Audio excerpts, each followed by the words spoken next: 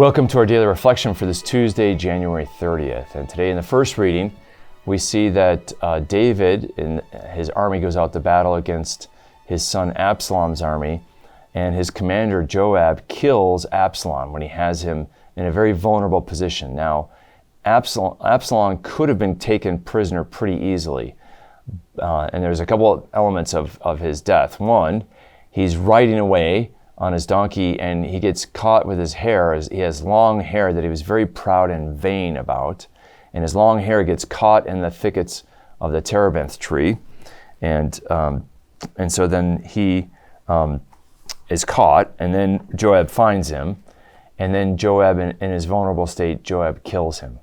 Now, what could have happened is Joab could have taken him prisoner, which is what David wanted alive, and David will mourn bitterly the death of his son Absalom. He hoped to reconcile with him.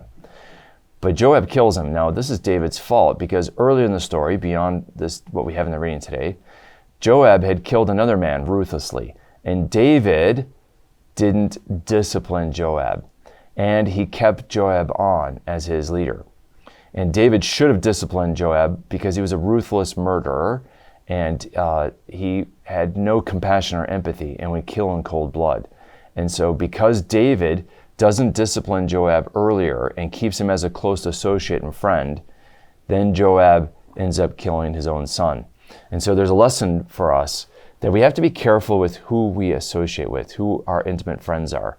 If they're going to be of bad character, then they can become a later occasion of sin for us. And so there's a discernment there, a lesson that we should take in. Now, in the gospel reading today, I want to just highlight the one aspect of Jesus is in this crowded thing, going to Jairus' house to cure his daughter, and a woman who's hemorrhaging touches the hem of his garment, and power goes forth from Jesus and heals her. Now, this is a great sign, but it's interesting, many people jostled and pushed up and touched Jesus that day, but only one had the healing power of Jesus enter into them and touch them powerfully, right? And so it's just like the sacraments. How many people receive Jesus in communion on a Sunday at church? But how many people's lives are changed? What is required is not simply that we receive the sacraments or touch Jesus, but that we touch him with faith.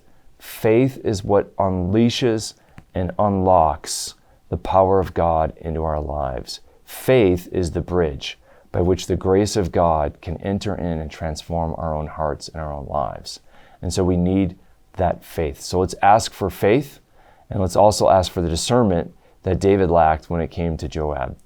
May the Lord bless and keep you. Take care.